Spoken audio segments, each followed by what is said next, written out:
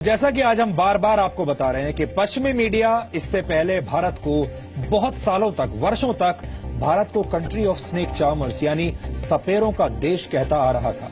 और जब भारत आर्थिक तरक्की करने लगा और दुनिया की बड़ी आर्थिक ताकत के रूप में नजर आने लगा, जब ऐसा वक्त आ गया जब भारत की कंपनियां पश्चिमी कंपनियों को खरीदने लगी, जब ऐसा वक्त आ गया जब भारत की कंपनियां ब्रिटेन की कंपनियों को खरीदने लगी, तो पश्चिमी मीडिया ने भारत को दंगों और नफरत का देश कहना अब शुरू कर दिया है।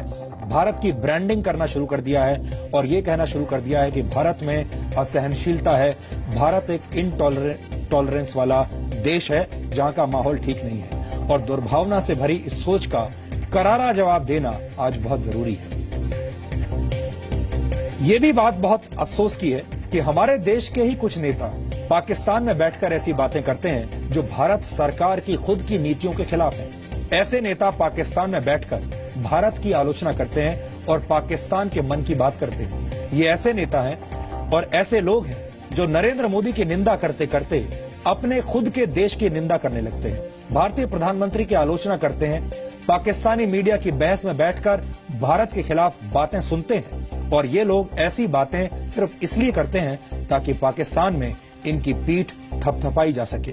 इसका ताजा उदाहरण है कांग्रेस के नेता और भारत के पूर्व विदेश मंत्री सलमान खुर्शीद, जिन्होंने पाकिस्तान के साथ बातचीत नहीं करने के लिए भारत सरकार की आलोचना की है। सलमान खुर्शीद ने गुरुवार को पाकिस्तान के इस्लामाबाद के जिन्ना इंस्टीट्यूट में भारत पाकिस्तान संबंधों पर एक भाषण दिया, जिसमें उन्होंने कहा है कि पाकिस्तान ने जिस तरह संजीदा ढंग से शांति का प्रस्ताव रखा, उसका भारत ने ठीक से जवाब नहीं दिया। यानी सलमान खुर्शीद की अगर माने तो पाकिस्तान शांति के सफेद कबूतर उड़ा रहा है और भारत इन सफेद कबूतरों को निशाना बना रहा है। सलमान खुर्शीद ने नरेंद्र मोदी के शपथ ग्रहण समारोह में आने के लिए पाकिस्तान के प्रधानमंत्री नवाज शरीफ की तारीफ भी की और कहा कि नरेंद्र मोदी अभी भी स्टेट्समैन बनना सीख रहे हैं। सलमान खुर्शीद ने आतंकवाद के खिलाफ पाकिस्तान की लड़ाई की भी तारीफ की है। अब जरा सोचिए, ये उस नेता के विचार हैं जो खुद भारत का विदेश मंत्री रह चुका है।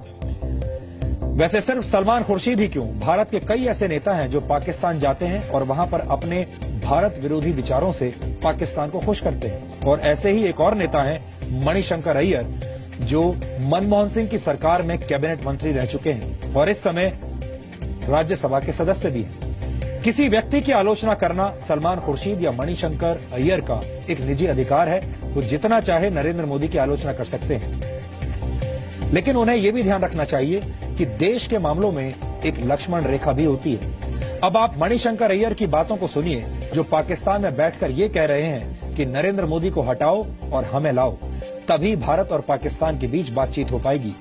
ये 6 नवंबर 2015 की वीडियो क्लिप है और उस वक्त बिहार चुनाव के नतीजे नहीं आए थे।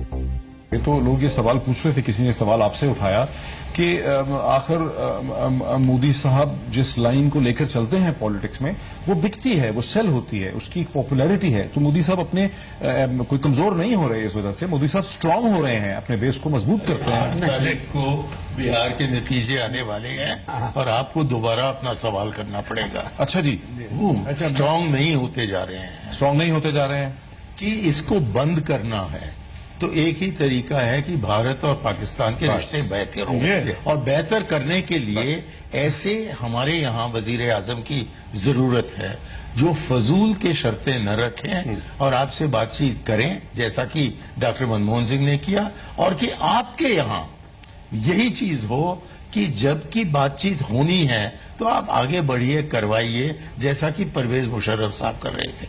हमारे सामने एक मिसाल है कि जबकि प्रेसिडेंट मुशर्रफ जो फौज के आदमी थे और हमारे डॉक्टर मनमोहन सिंह थे, तब 3 साल जारी रही हमारी आपसी बातचीत। मणिशंकर साहब, अब जो जिस जगह पे आके खड़े हो गए हैं, स्टक हो गए हैं, अब इसमें से निकलने का क्या तरीका होगा? हमें ले आइए, इनको हटाइए। अच्छा, तो इनको तो आप ही हटा सकते नहीं है, तो इनको तो आप ही हटा सकते हैं। हाँ, हम हटाएंगे, लेकिन तब तक जरा आपको भी इंतजार करना होगा। हमें ले आइए, इनको हटाइए। अच्छा, तो इनको तो आप ही हटा सकते नहीं है, तो इनको तो आप ही हटा सकते हैं। हाँ, हम हटाएंगे, लेकिन तब तक जरा आपको भी इंतजार करना होगा। तो आपने देखा मणिशंकर अय्यर क्या कह रहे हैं यहाँ पर। वो कह रहे हैं कि हमें ले आइए और अगर हम आ गए यानी कांग्रेस की सरकार आ गई तो भारत पाकिस्तान के रिश्ते बिल्कुल ठीक ठाक हो जाएंगे। मणिशंकर अय्यर एक डिप्लोमेट रह चुके हैं, विदेश नीति को अच्छी तरह से समझते हैं, कैबिनेट मिनिस्टर रह चुके हैं यहाँ भारत में, इस वक्त राज्यसभा के सदस्य हैं और जाहिर है इतने बड़े व्यक्ति का पाकिस्तान में जाकर ऐसा बोलना अपना एक वजन रखता है। सलमान खुर्शीद भारत के विदेश मंत्री रह चुके हैं और यहाँ पर मणिशंकर अय्यर और सलमान खुर्शीद जैसे नेता ये भूल रहे हैं कि नरेंद्र मोदी पर व्यक्तिगत हमला करते करते वो खुद अपने देश की छवि को नुकसान पहुंचा रहे हैं। ये अच्छी बात नहीं है।